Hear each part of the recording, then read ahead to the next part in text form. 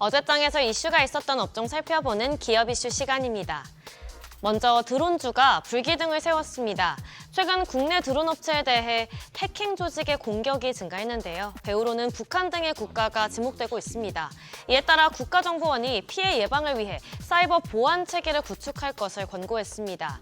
이미 국정원은 지난해 12월 방위사업청 등과 함께 드론 개발 업체를 대상으로 사이버 보안 관리 실태를 합동 점검해 보안 취약점을 확인했는데요. 이를 바탕으로 최근 있었던 설명회에서 기업들이 자체적으로 보안 체계를 구축할 수 있도록 사이버 보안 관리 매뉴얼을 배포했습니다. 드론은 국가 주력 산업인 방산과 우주 분야와도 깊은 연관이 있어 해킹당할 경우 국가적으로 큰 손실이 발생할 우려가 큰데요. 이에 따라 향후 지속적인 관리가 들어갈 것으로 보이면서 사업 안전성에 대한 기대감에 관련주가 강세 보였습니다. 마감 상황 보면 IM이 30% 강세 보였고요.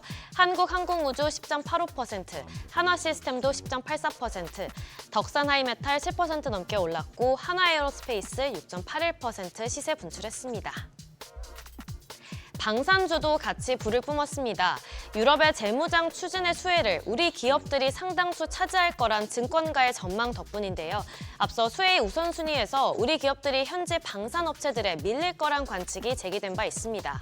하지만 LS증권에 따르면 우리 기업들이 혜택을 받을 것으로 보입니다. 유럽 재무장이 단기간 내에 EU 자체적으로는 힘들 거란 분석 때문인데요.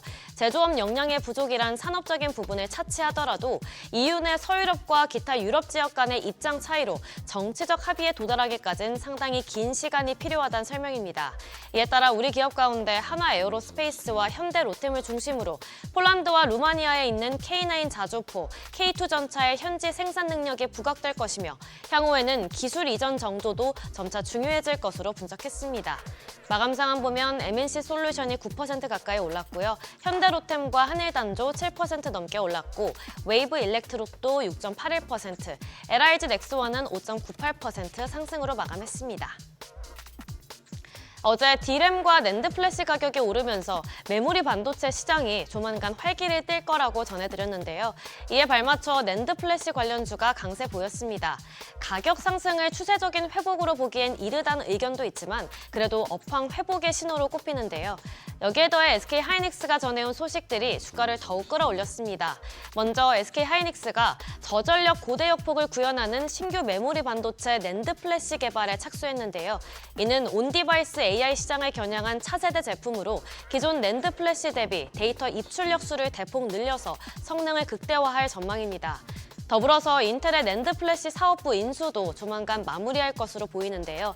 이로써 향후 SK하이닉스가 낸드 플래시 분야에서도 경쟁력을 높여나갈 것으로 기대되면서 관련주도 날아올랐습니다.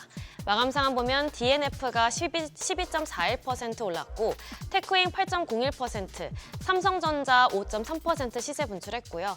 한솔케미칼 4.51%, PSK홀딩스도 3% 넘게 상승 마감했습니다. 마지막으로 제약주도 강하게 시세 분출했습니다. 특히 알테오젠이 주가를 끌어올렸는데요. 알테오젠이 아스트라제네카의 자회사인 매드이뮨과 피하 주사제형 치료제 개발을 위한 플랫폼 기술 이전 계약을 체결했다는 소식이 호재로 작용했습니다. 이번 계약에는 계약금을 포함해 개발 및 규제 또 판매 관련 마일스톤, 즉 단계별 기술료가 포함되어 있는데요. 해당 마일스톤은 2조 원 규모에 육박합니다. 이처럼 엄청난 규모의 계약 체결에 성공하면서 관련주도 같이 웃음꽃을 피웠습니다. 관련주 살펴보면 비엘팜떼기 상한가 기록했고요. 광동 헬스바이오 13.57%, 알테오젠이 12.12% 시세 분출했고 대화제약 10.81%, HLB제약이 9% 넘게 상승으로 마감했습니다. 지금까지 어제장 이슈 전해드렸습니다.